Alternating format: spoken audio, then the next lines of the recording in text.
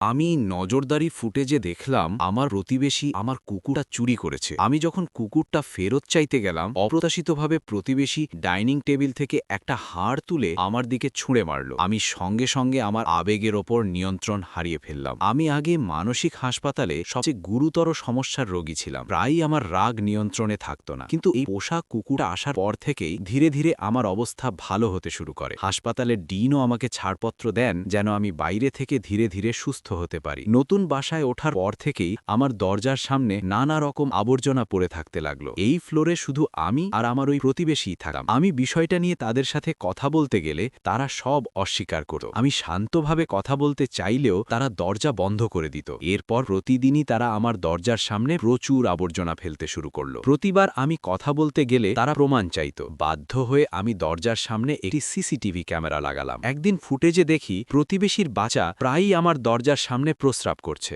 আমি দরজা খুলে তাকে থামাতে গেলে তারা বলে এটা পাবলিক জায়গা, তারা যা খুশি করতে পারে। আমি পরে প্রপার্টি ম্যানেজমেন্টের কাছে সাহায্য চাই, কিন্তু তারা আগেই জানতো এই পরিবারটা খুব জেদি, তাই তারাও কিছু করতে পারছিল না। আমার আবেগ ধীরে ধীরে নিয়ন্ত্রণের বাইরে চলে যাচ্ছিল। আমি পাগলের মতো চিৎকার করছিলাম। ঠিক তখনই আমার কুকুরটা দৌড়ে এসে আমাকে জড়িয়ে ধরল, আর আমি ধীরে ধীরে শান্ত হয়ে গেলাম। আবার মানসিক হাসপাতালে ফিরতে না চেয়ে আমি সব সহ্য করার সিদ্ধান্ত নিলাম। কিন্তু আমি ভাবিনি আমাকে তাড়িয়ে দেওয়ার জন্য প্রতিবেশী প্রতিদিন রাতে দেয়ালে জোরে জোরে আঘাত করতে শুরু করবে। স্বাভাবিকভাবে বাঁচার জন্য আমি সব চুপচাপ সহ্য করছিলাম। কিন্তু একদিন সকালে উঠে দেখি আমার কুকুরটা নেই। আমি তাড়াতাড়ি সিসিটিভি ফুটেজ চেক করলাম আর দেখলাম প্রতিবেশী আমার কুকুরটা চুরি করেছে। আমি সঙ্গে সঙ্গে তাদের বাসায় গিয়ে কুকুরটা ফেরত চাই। দরজায় পৌঁছানোর সাথে সাথেই তাদের বাচ্চা আমাকে বাস্কেটবল দিয়ে মাথায় আঘাত করে এবং আমাকে বাইরে ঠেলে দিতে চেষ্টা করে। আমি নিজের ভেতরের রাগ অনেক কষ্টে নিয়ন্ত্রণ করে তাদের ঘরে ঢুকে অনুরোধ করি আমার কুকুরটা ফিরিয়ে দিতে, কিন্তু তারা বলে তারা আমার কুকুর দেখেইনি। আমি তাদেরকে সিসিটিভি ফুটেজ দেখাই, কিন্তু তারা ডাইনিং টেবিল থেকে একটা হাড় তুলে